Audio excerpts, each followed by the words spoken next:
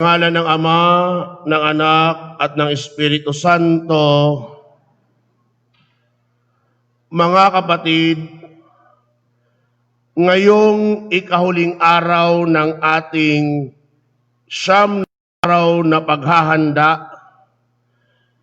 para sa kapanganakan ni Jesus na ating manunubos, narinig natin sa Ebanghelyo ang dakilang awit ni Zacarias na pinamagatang Benedictus sa wikang Latin. Maging sa Ingles, ito na rin ang ipinagkaloob na pangalan, Benedictus. Bakit Benedictus? Dahil ang awitin na ito ni Zacarias ay nagsisimula sa salitang Benedictus. Ano nga ba ang ibig sabihin ng salitang Benedictus? Ang pagkakasalin sa atin sa Tagalog ng unang salita ay purihin. Dahil yon ang ibig sabihin ng Benedictus. Purihin. Ang kumpletong unang makataga ng awitin na ito ay purihin ang Panginoong Diyos ng Israel. Mga kapatid, katulad ng awit ni Maria na Magnificat, na ating pinagnilayan nitong nakarang araw, ang awitin ni Zacarias na Benedictus ay awitin ng pagpupuri sa Diyos. Bakit kamo? Dahil kung inyong maalala,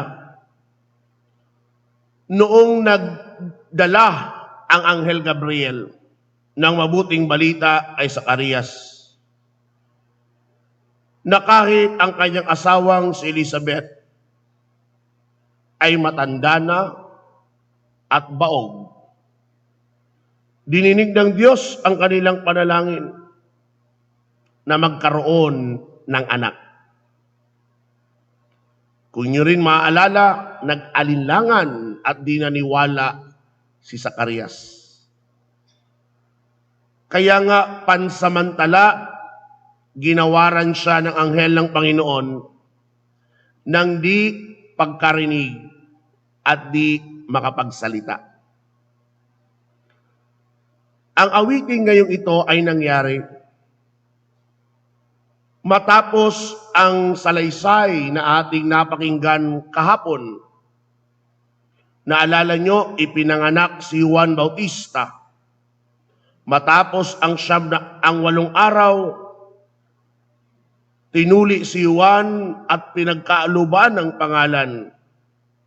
Zacariasan ang ipagkakaloob sa kanya, subalit sabi ng kanyang inang si Elizabeth, hindi, Juan ang ipangangalan sa kanya. Tinanong rin si Zacarias at dahil hindi siya makapagsalita, isinulat niya, Juan ang kanyang pangalan. Matapos ang pangyayaring iyon, ipinauli ng Diyos ang kanyang pananalita at ang kanyang pandinig. At ang una niyang winika ay ang awiting ito ng pagpupuri sa Diyos. Ano nga ba ang nilalaman ng awiting ito? Kung tutuusin, ito ay naglalaman ng 2 konkretong aral. Una ay ang tinatawag na pagbabalik tanaw sa ginawa ng Diyos sa Israel. Ikalawa ay ang propesiya naman na gagawin ni Juan na kanyang anak sa bayan ng Diyos. Suriin natin upang mas lalong maunawaan. Unang nilalaman, ang ginawa ng Diyos sa bayang Israel.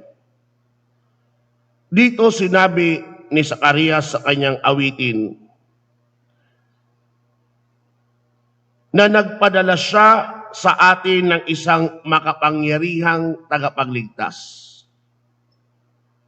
Ikalawa, na ililigtas niya ang bayang Israel sa kanyang mga kaaway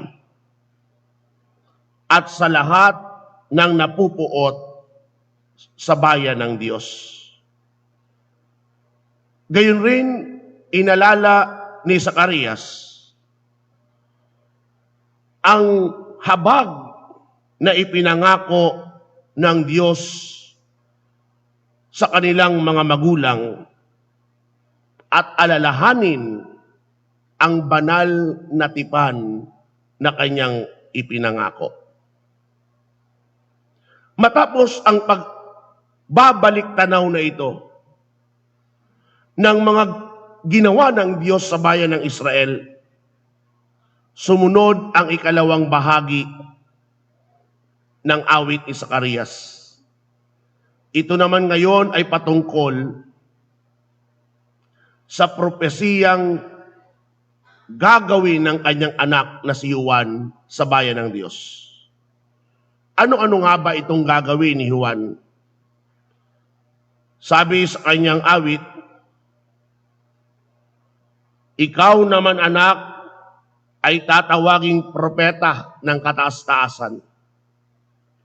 Mauuna ka sa Panginoon upang ihanda ang kanyang daraanan. Ituturo sa kanyang bayan ang landas ng kaligtasan at ang kapatawaran ng kanilang mga kasalanan. Kung mapapansin niyo,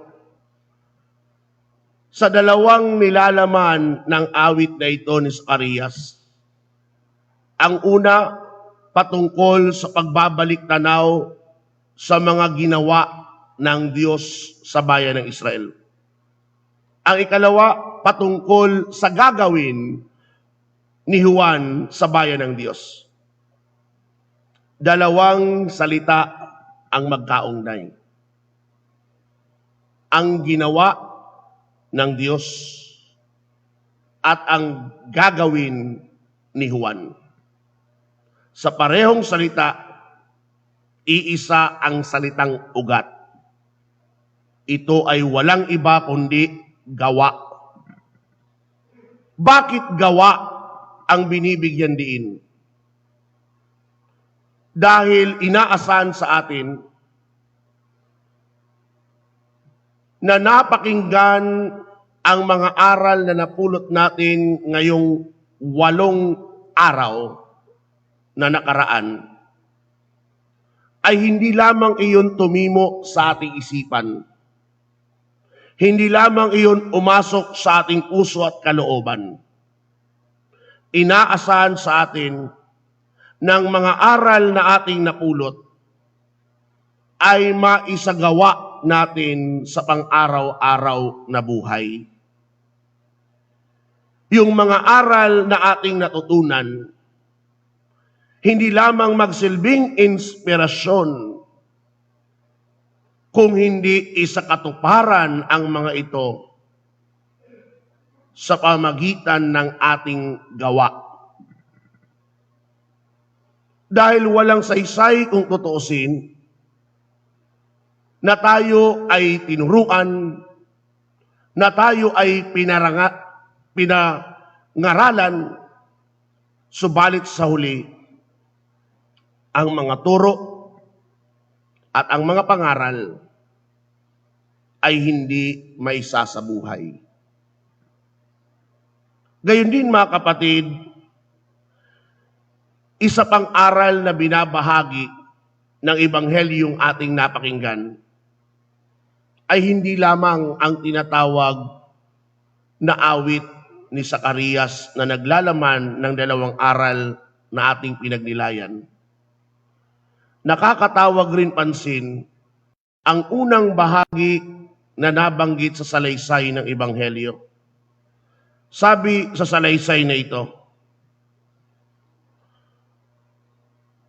napuspos ng Espiritu Santo si Zacarias na ama ni Juan at nagpahayag ng ganito.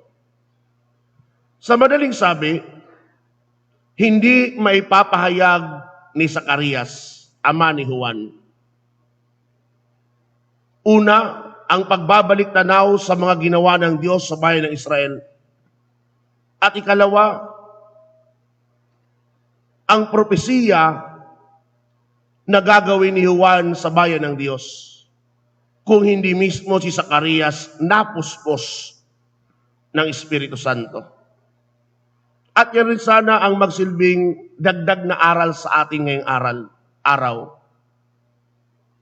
Puspos ng Espiritu Santo. Hilingin natin sa Diyos. Upang maisakatuparan, upang maalala ang mga aral na ito. Hilingin natin na mapuspos tayo ng Espiritu Santo. Alalahanin niyo, nung tumanggap tayo ng sakramento ng binyag, kabalikat at natanggap natin doon ang Espiritu Santo.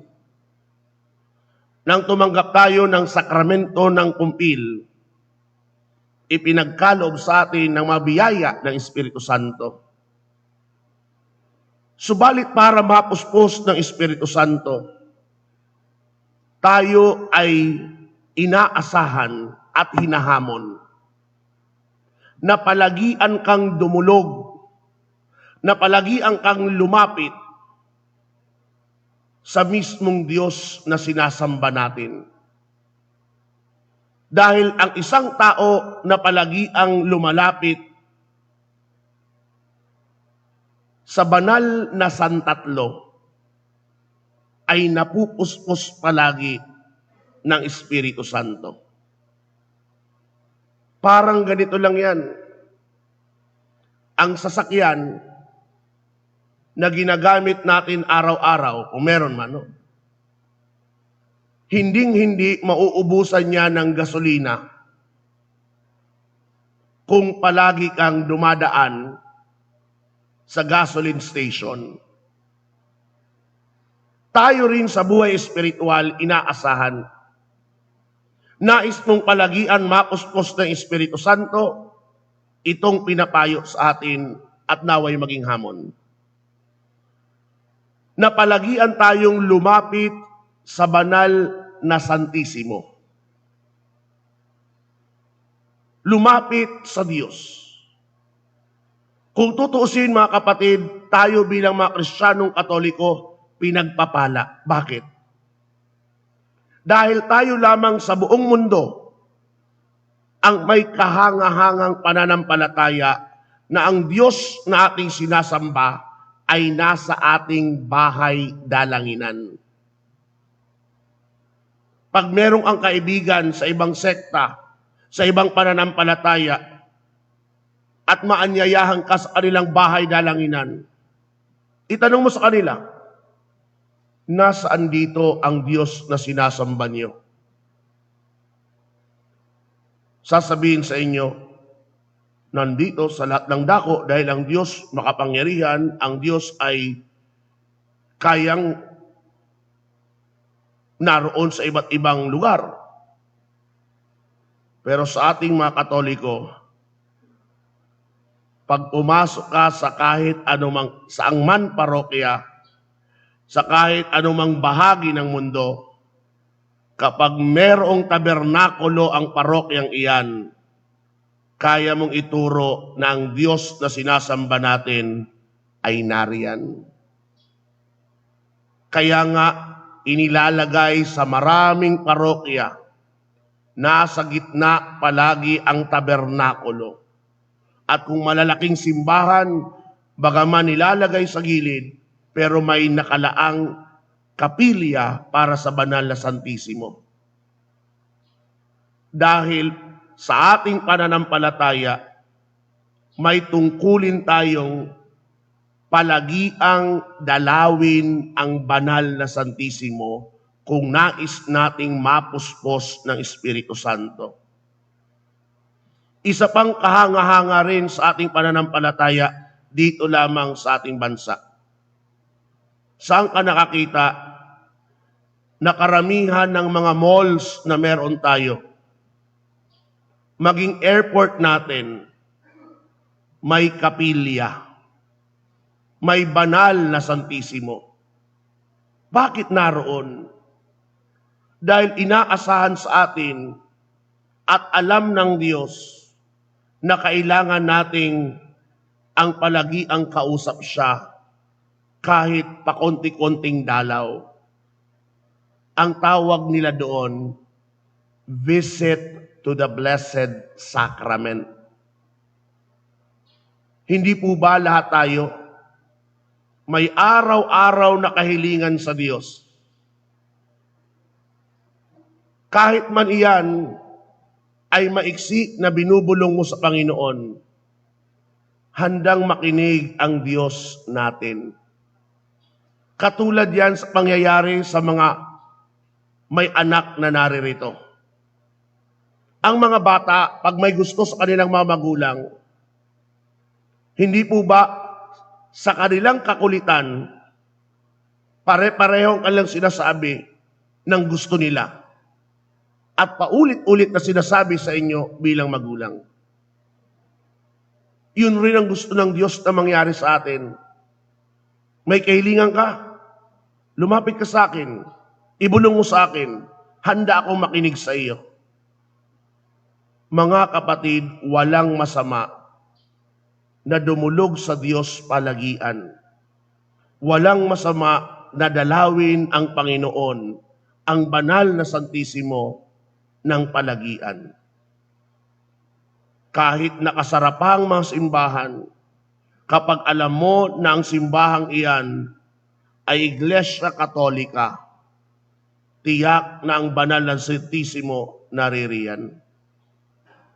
3 aral ang binibigay sa atin ngayong huling araw ng ating paghahanda sa kapanganakan ni Jesus na ating manunubos. Unang aral, pagbabalik tanaw sa mga ginawa ng Diyos sa bayan ng Israel. Ikalawa, propesiya sa mga gagawin ni Juan sa bayan ng Diyos. At ikatlo, ang pagiging puspos ng Espiritu Santo. Sikapin natin mga kapatid, na katulad ni Zacarias, kumapos man ang kanyang pananampalataya, pero hindi nanghina. Patuloy siyang naglakbay sa nais ng Diyos.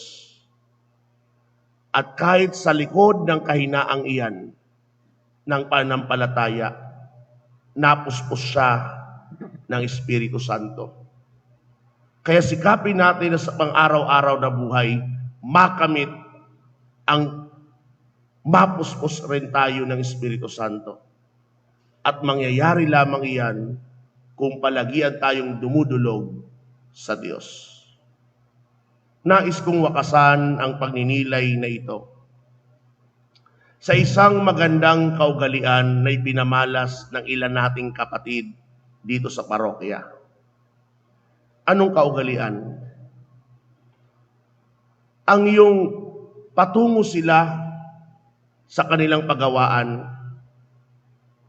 dadaan ng ilang saglit, kahit di na pumasok sa simbahan, dadaan ng ilang saglit, titingin, nakala mo ba'y ang kanilang paningin kahit saradong simbahan nakapasok sa loob? At makikita mo ang labi na may sinasabit binubulong. Matapos ang buong araw na trabaho, mapapadaan sa simbahan, muli hihinto at bubulong ng ilang saglit sa Panginoon. Nakakataba ng puso makakita ng mga tao na ganito. Sana hindi lamang sila at iilan. Sana tayo rin na mga anak ng Diyos matuto sa ganyang kaugalian na dumaan sa bahay ng ating Ama, na huminto ng saglit upang siya'y kausapin. Pag magagampanan natin yan, ang buong araw natin mapupuspos ng Diyos. Dahil ang sino mang maganda ang hangarin, ang Diyos naman ay hindi maramot na pagkalooban ng kanyang kahilingan. Matapos man ang araw, muli huwag tayong makalimot. Dumaan, batiin ang Panginoon. Di man tayo makapasok sa simbahan dahil marahil gabi na tayo makauwi. Pero ang ilang saglit na ibulong mo ang kahilingan ng iyong puso para sa Diyos, nakatataba iyon at nakatutuwa na tayo ay hindi nakakalimot na magpasalamat at magpuri sa Kanya. Amen. Sa ngalan ng Ama, ng Anak, at ng Espiritu Santo.